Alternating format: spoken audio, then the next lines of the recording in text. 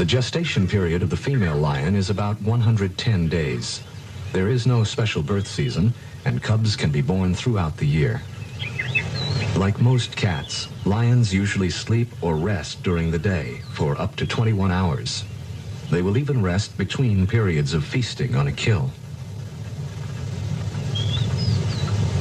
Some will climb into trees to sleep, draped over the branches, to avoid insects that swarm over them on the ground. Others, gorged with meat from a kill, will roll from side to side, seeking a comfortable position for the large meal bulging in their stomachs.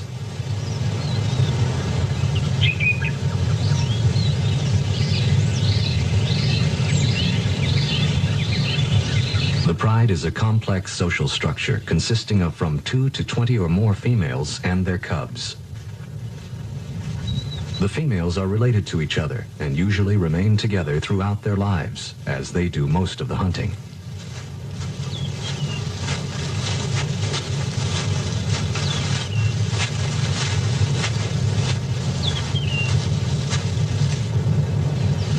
After a meal, the pride gathers, grooming and touching each other and strengthening their family bonds. During rest periods, the cubs stay close to their mothers or other females. Here in the Ngorongoro crater, water is plentiful most of the year. The lions usually drink once a day, in the early morning or after a kill.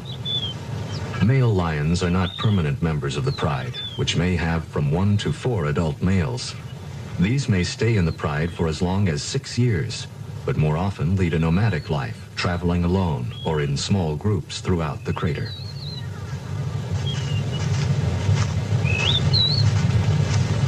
When hunting, the pride will either band in small groups or roam alone in search of prey.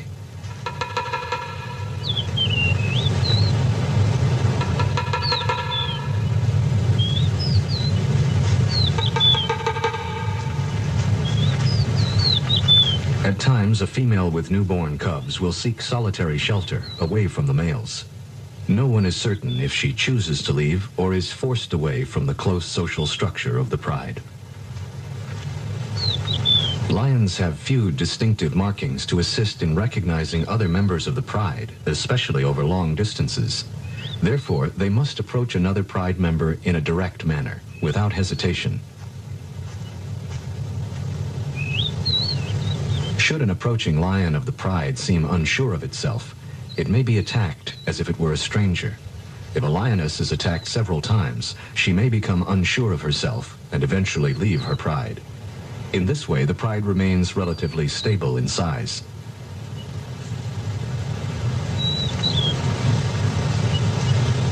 Like most young cats, lion cubs spend a great deal of time playing. Their games of attack prepare them for the lifelong search for food. These two, a male and a female, are about a year old. The females are less temperamental than the males and show little reaction to mistaken identity. So most females remain with the pride, while the young males are eventually forced to leave. By the time they are 2.5 to 3.5 years old, young males are forced out by the mature males, who take over the pride for mating.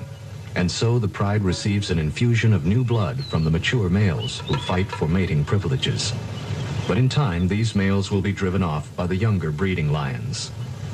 Due to increased tourism, the lions have become accustomed to vehicles and to humans filming and observing their behavior.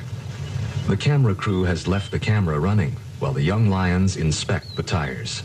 They are distracted by a shout from the cameraman, who is more in fear for the safety of the tires than for his companions. Quiet. Go on. Down.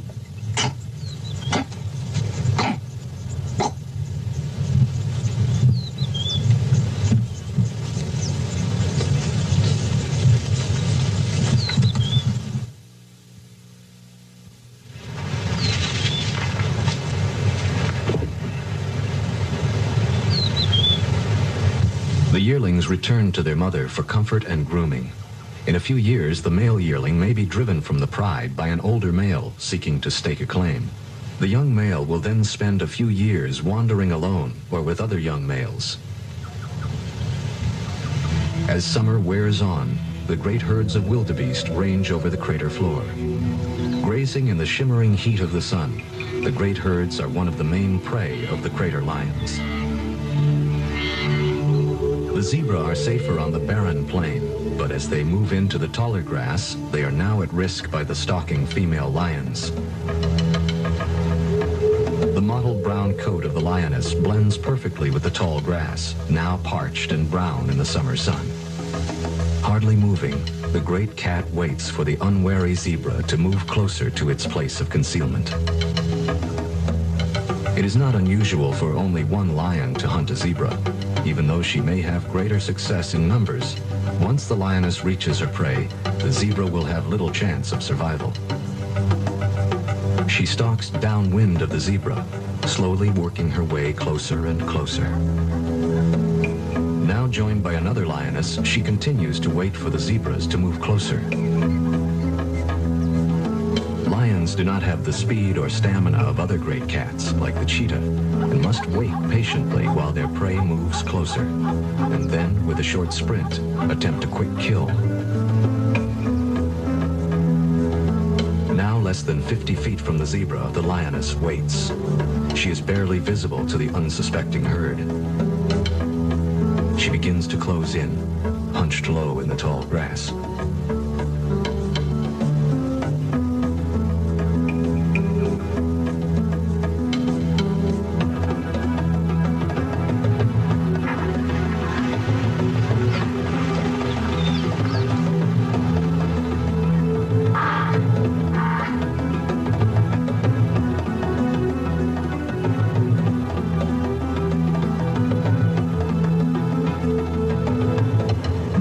Pins the zebra to the ground. The rest of the pride begins to devour the still living zebra.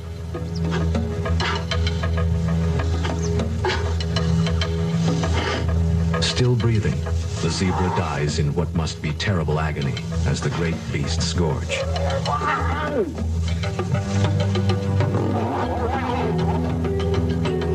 Their stomachs filled, the lions clean each other by licking the still fresh blood from each other's muzzles and coats.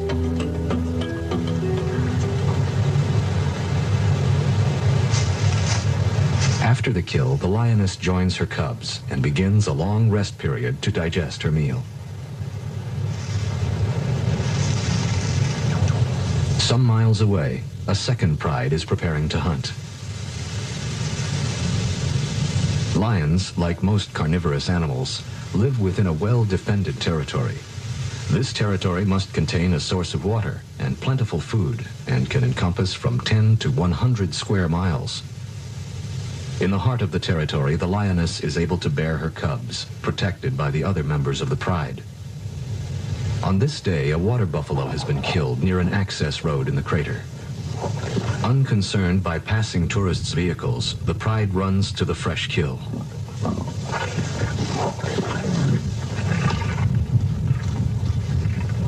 The pride's territory is carefully guarded by the dominant males.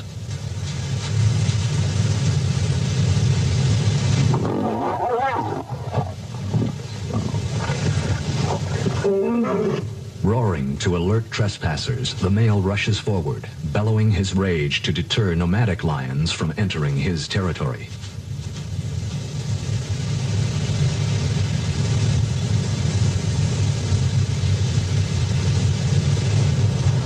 Now safe from outsiders, the pride is on the move, possibly searching for more game or a protected water source.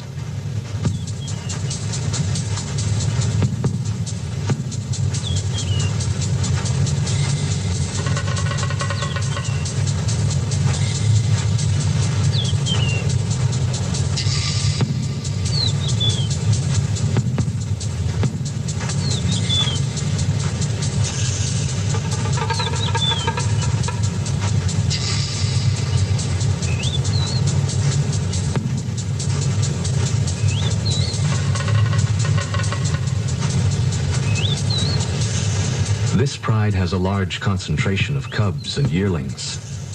Stretched out along the access road, they seem indifferent to time or distance as they slowly make their way, following the others.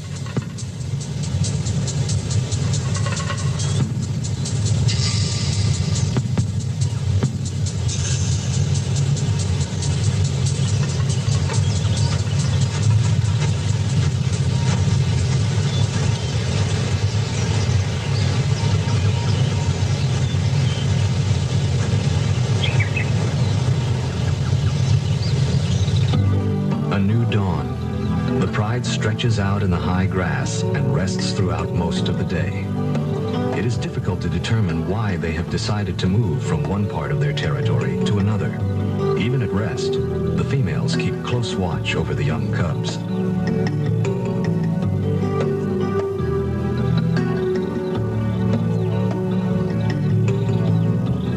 Lions have a well-defined system of communication. Using body contact, facial movement, and sounds, a lion expresses itself clearly to other members of the pride and to strangers who may try to enter its territory.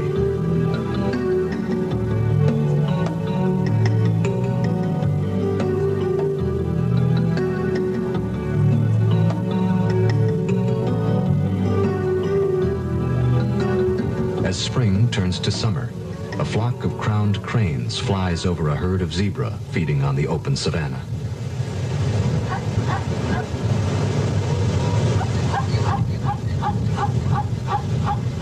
In the marsh, chicks of the blacksmith plover search for small bugs and then seek shelter in the feathers of their parent.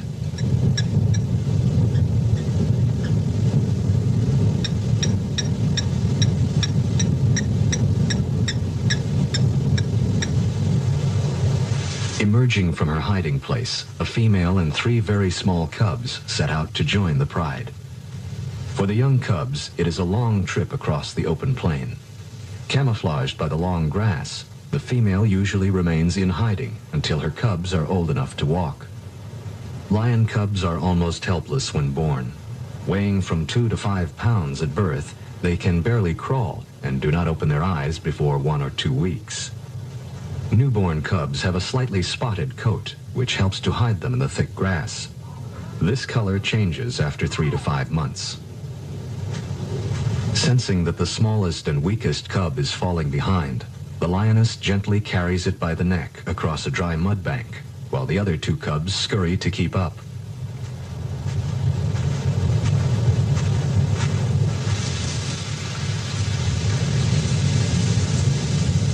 Slowly making her way past the others, she selects her spot.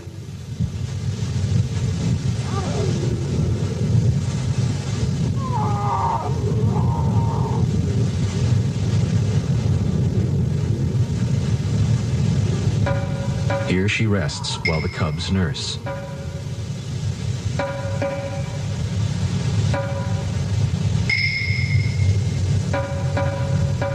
When several lionesses give birth at the same time, they frequently share the duties of raising all the cubs. This communal area then becomes the general meeting place for the entire pride.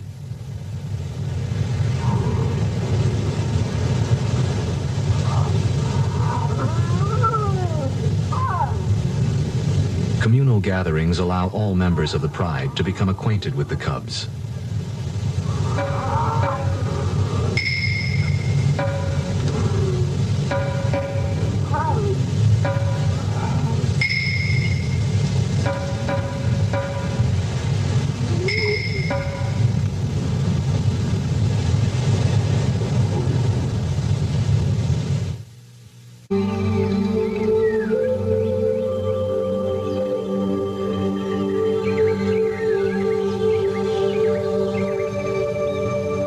As dawn breaks over the crater rim, a herd of elephants spray dust across their backs to discourage biting insects.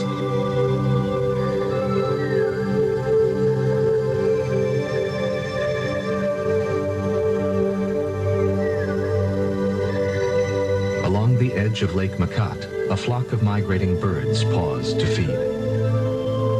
Among the trees, a small herd of zebra and an old elephant with only 1 tusk feed peacefully in the clear morning air.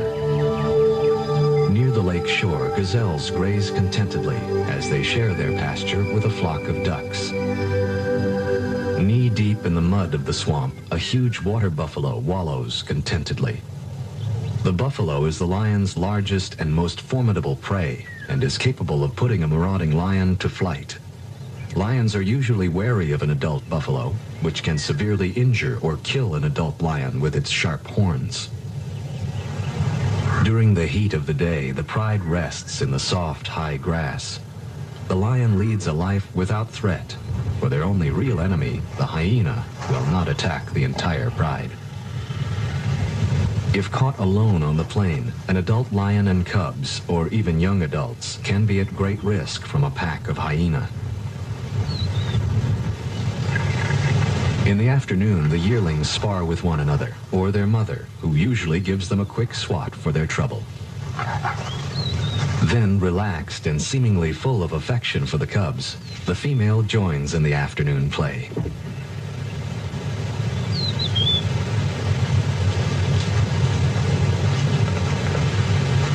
A young male and female of the pride also share in mock combat, which helps them sharpen their skills for real attacks as hunting adults.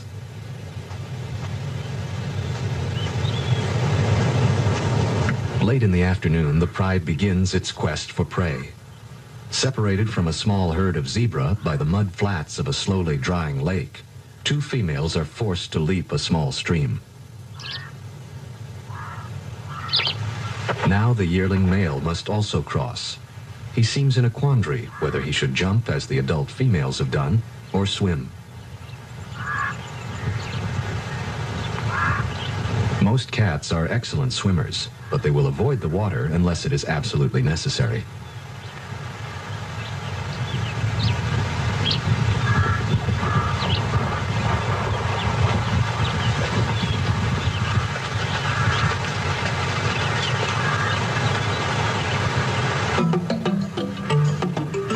Moving slowly, the pride spreads out across the plain, making its way to a herd of zebra over a mile away.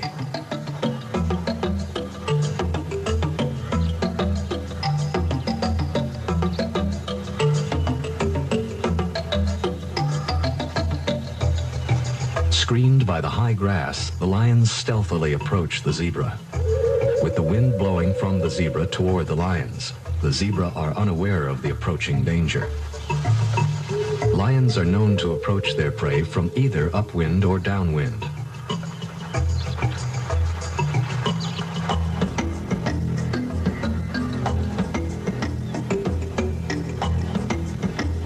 Time seems to stand still as the zebra slowly pass before one and then another of the crouching hunters.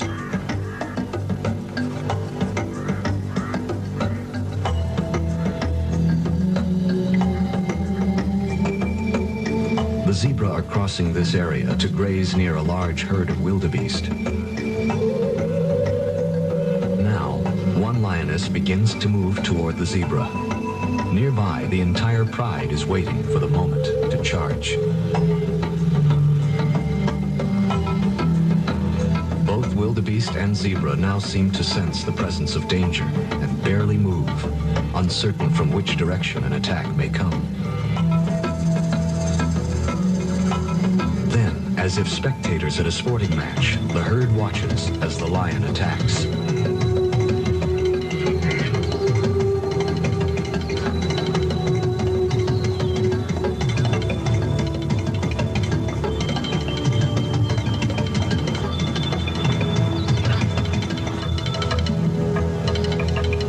Are slower than zebra and wildebeest and are only about 30% successful, even when hunting in a group.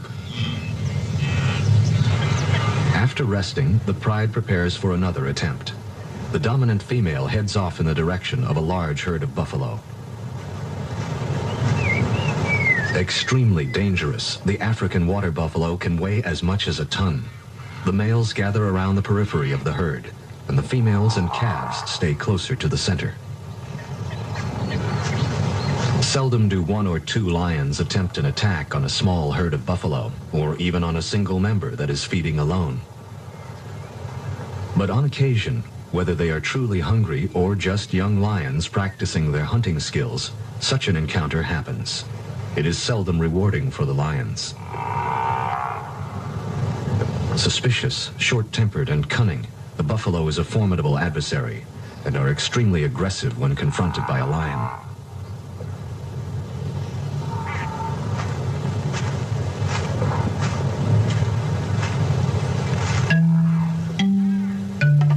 In such short grass, the lions come as close as they can. Then they attack.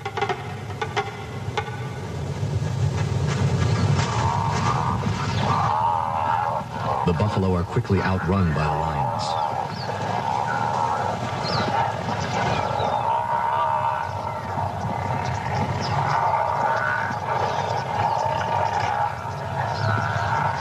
It's not a fair match. 2 lions and 3 buffalo. The lions quickly break off when the buffalo turn to confront them.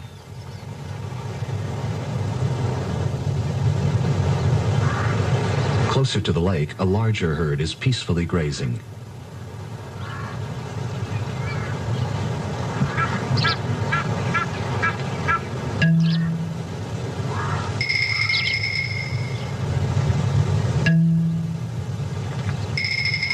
Here the grass is higher, which affords the lion better protection from being seen.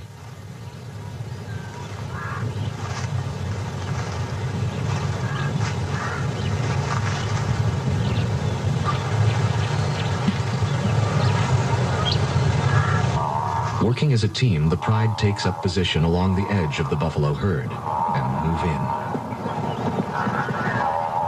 Surprised, the herd bolts, then just as quickly, whirl around to face their attackers and counterattack.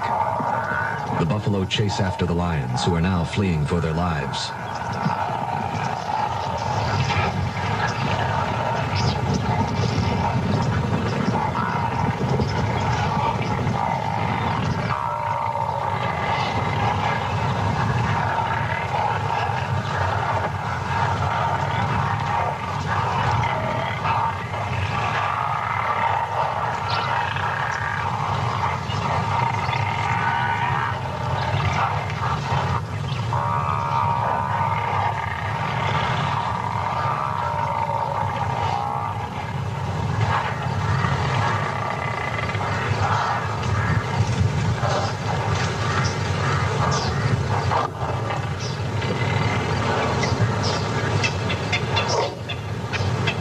Seemingly convinced that the danger is over, the buffalo move back to the marshy ground at lakeside.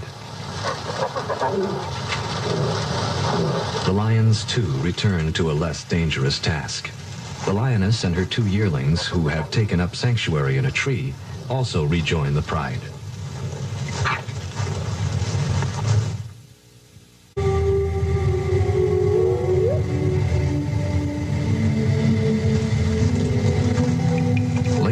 The pride, hungry and on the prowl, move, cubs and all, to a better location for hunting within their territory. The dry season is well advanced, and the lake has lost nearly all of its water. Crossing the dry lake, the female carries one of her cubs, while 2 others try to keep up. Somehow, the pride passes too close to a herd of buffalo, who try to trample the lions. In a valiant effort to protect the cubs, the lioness dashes at the buffalo and then runs back to her cubs, trying desperately to guide them to safety.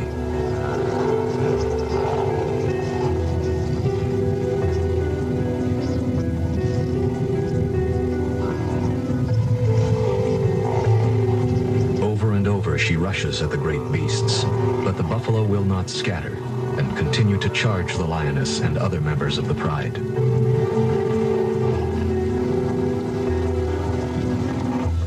Dawn finds the savannah calm, with no signs of raging buffalo. The pride has sought the shelter of a secluded spot.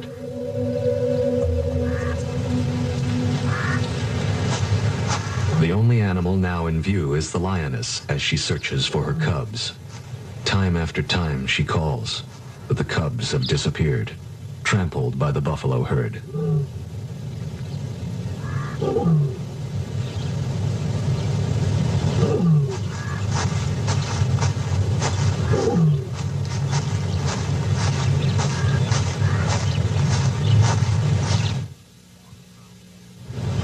On the prowl again, the pride spots a lone buffalo feeding in the high grass along the edge of a swamp. Separated from its herd, a single buffalo is still extremely dangerous and must be approached with caution. This large male, with its ear torn from either previous attacks or thorn bushes, is joined by a wattled starling who makes a meal from the ticks that infests the hide of the bull. Deciding to attack, the pride begins to stalk the bull.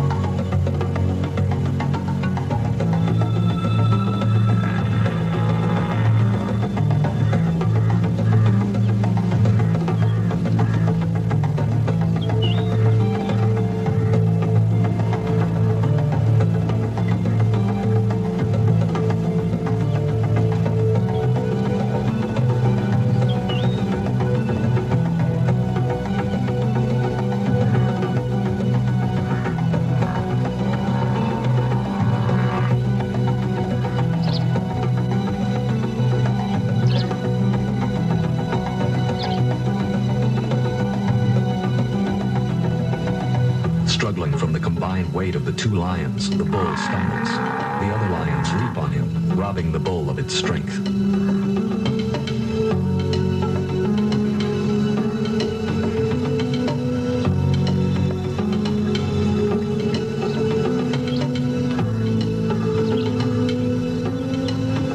A yearling bravely joins the fight and attacks the bull's head.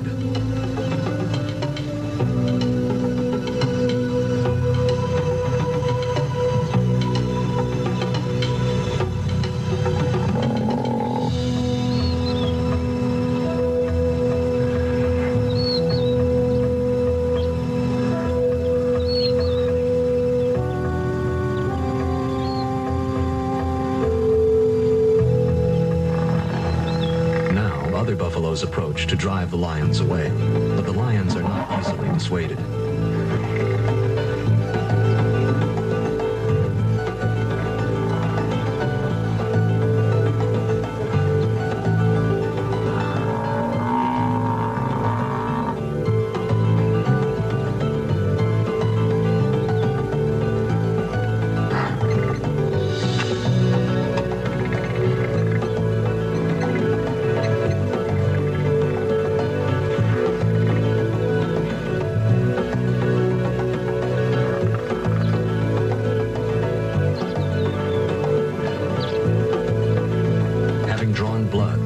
Continue to pursue the injured bull. Its weakened condition gives them a chance of making a kill.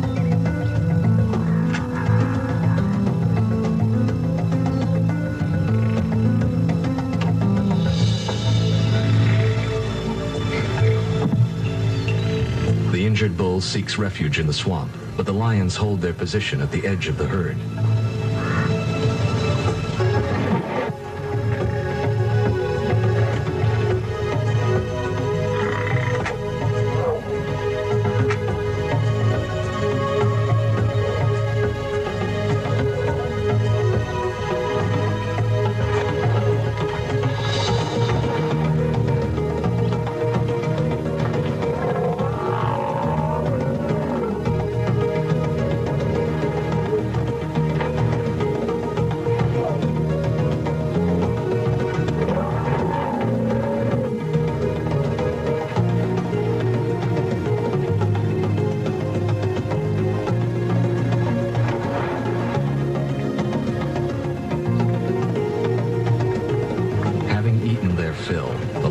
Leave the dead buffalo and head toward shore for a long rest.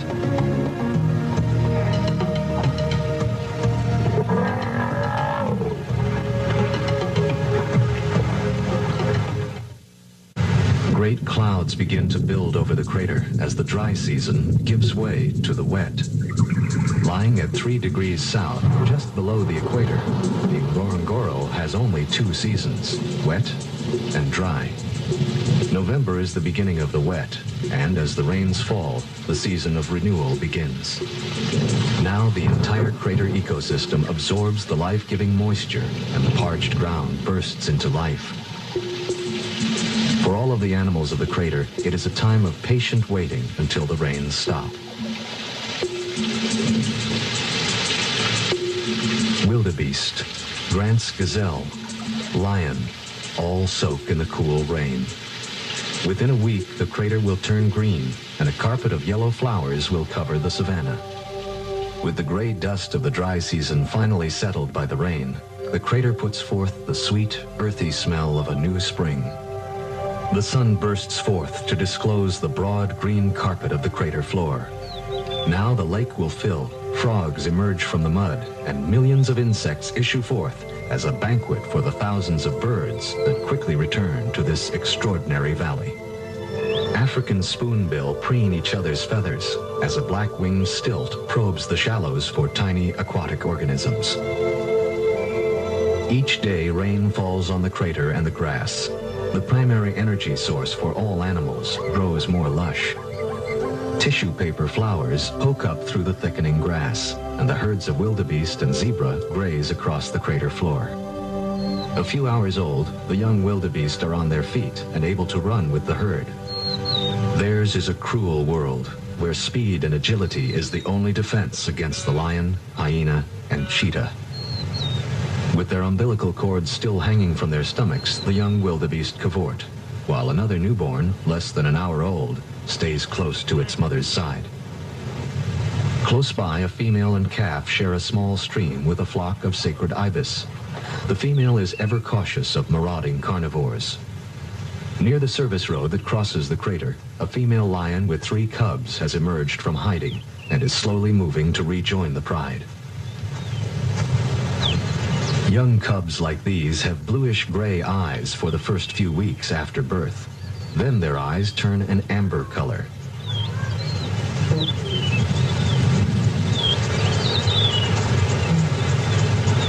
Between the periods of rain, the pride sleeps in the midday sun. Although cooler than the dry season, here at the equator the days are warm and pleasant. With plentiful game, the lions are well fed and peaceful. Hidden from view of the pride, a young male has been in hiding for over a week, nursing injuries received during a hunt. Now it emerges, its hind leg obviously swollen with a festering wound.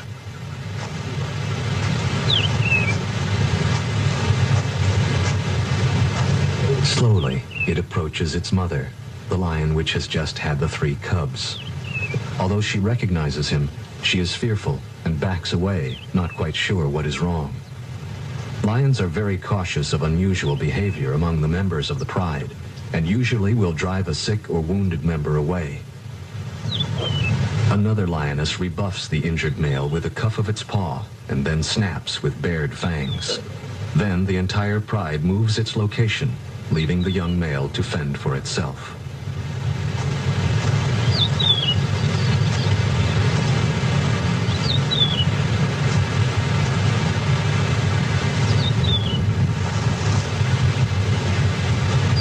So weak it can hardly care for its wound, the male is no longer able to live with the pride.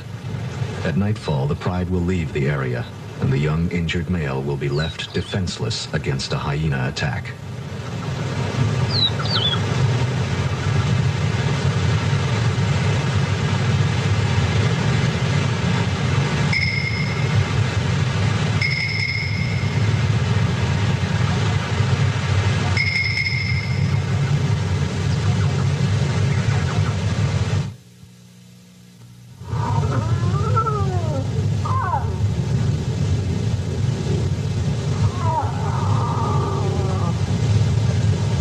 Millions of years, the cycle of life has played out in the Ngorongoro crater. From its western rim, the land stretches out toward the Olduvai Gorge, where Lewis and Mary Leakey found the remains of some of man's oldest ancestors. Farther on, at Laetoli, Mary Leakey found footprints that were left in damp volcanic ash some 3,700,000 years ago by 2-legged, upright walking primates, or hominids, possibly one of mankind's earliest ancestors. Looking at these prehistoric footprints, one can see where the 2 creatures, one possibly male and the other a female carrying a baby, had stopped and turned, as if sharing a moment of doubt. Man has shared the planet with animals for only a very short time. Early ancestors of the great cats and other animals of the crater lived in Africa for many millions of years before the emergence of any form of pre-human. Yet in the last 100 years, man has so altered the environment that thousands of species of animals, birds, fish, reptiles, and plants are extinct. Today, the nations of Africa share a common dilemma. The need for more farmland has reduced the once great herds of wild animals that roamed the continent. However, since the end of World War II, much has been done to establish national parks in order to save the remaining unique species in Africa. This is the legacy of the Ngorongoro Conservation Area.